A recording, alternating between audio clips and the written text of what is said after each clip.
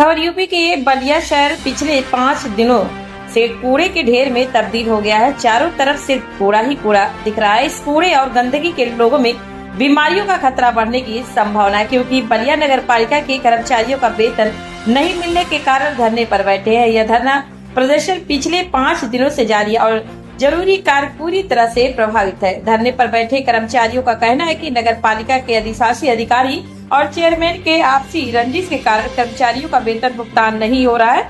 वहीं शहर की सफाई नहीं से नाराज 25 वार्डों सभासद एक साथ मिलकर सदर कोतवाली में तहरीर देकर ईओ चेयरमैन और अधिकारियों के खिलाफ मुकदमा दर्ज कर कार्रवाई की मांग किया है। इस मामले में इस क्षेत्र के आने वाले विधायक, मंत्री, सांसद और अधिकारी चुप्पी साधे हुए हैं।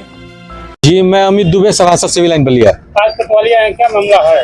जी, मैं सिर्फ नहीं आया हूँ, 25 वार्ड के सभासद साथी हमारे आए हैं, जो बड़े अभिभावक है वो आए हैं, और साथ ही नगर की आम जनता भी आई है। हम लोग नगर में जो दुर्व्यवस्था फैली है, पिछले 5 दिनों से कर्मचारियों का हड़ताल चल रहा है, वेतन अभी तक 21 तारीख होने के बाद नहीं दिया गया है, जिससे पूरे शहर में कूड़े का अंबार है। साथ ही ददरी मेले में भी कूड़े का अंबार है और इसी में लगन भी चल रहा है, निमंत्रण का दौर भी चल रहा है, और चारों तरफ पूरा जनपद संक्रमण बीमारी की तरफ अग्रसर है।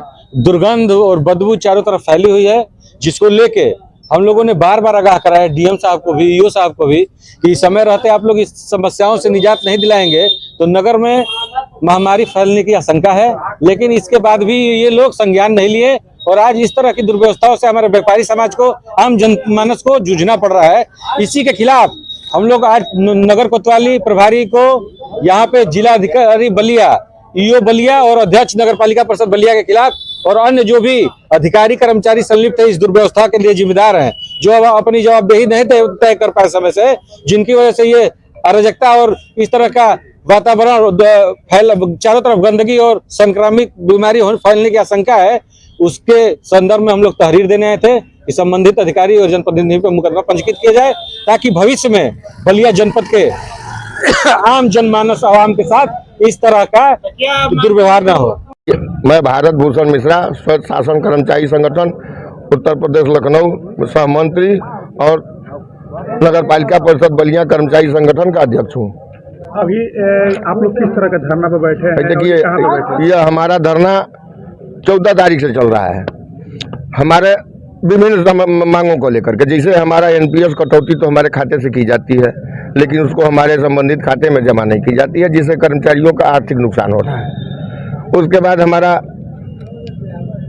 वेतन है जो समय से पहली से अधिकतम 5 तारीख तक मिल जानी चाहिए, लेकिन अभी तक हम लोगों का आपसी लड़ाई में हमारे ईओ साहब और चेयरमैन साहब का अभी तक वेतन नहीं मिला। जब हमारे सफाई कर्मचारी हैं जो अल्प वेतन भोगी हैं, हमारे आउटसोर्सिंग कर्मचारी जो 8,000 से 10,000 रुपये तक तनख्वाह पाते हैं, अब उनके भूखमरी के वो कागार पे हैं। तो हमारी मजबूरी है कि हम उनके सफाई कर्मचारियों के साथ जो है खड़े हैं। हम वेतन की मांग कर रहे हैं, हमको बहुत मांग नहीं है, हमारा हम वेतन दे दिया जाए, हम झाड़ू लगाने के लिए तुरंत फिर सफाई में हम लोग भेजने के लिए तत्पर हो जाएंगे।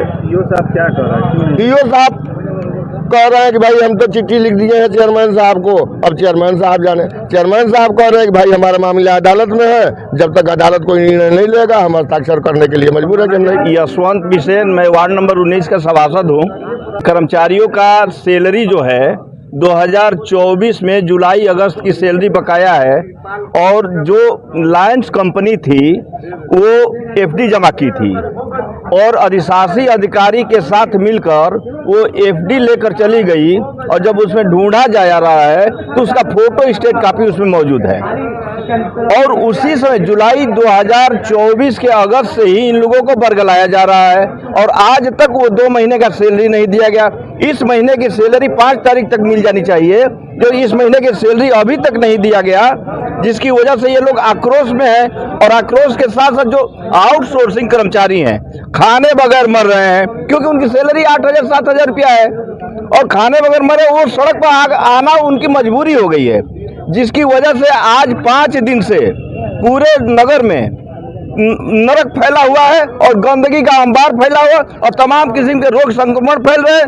लेकिन यहाँ के अधिशासी अधिकारी सुभाष कुमार जी और जिला अधिकारी और यहाँ के मंत्री और विधायक और सांसद किसी का कि इस पे कोई ध्यान नहीं है कि नगर पालिका की स्थिति क्या है। विधायक जी की ये नगर पालिका, विधायक जी भी नगर विधानसभा में ही आता है और इसमें विधायक जी का जो है कि मुख्य भूमिका होती है।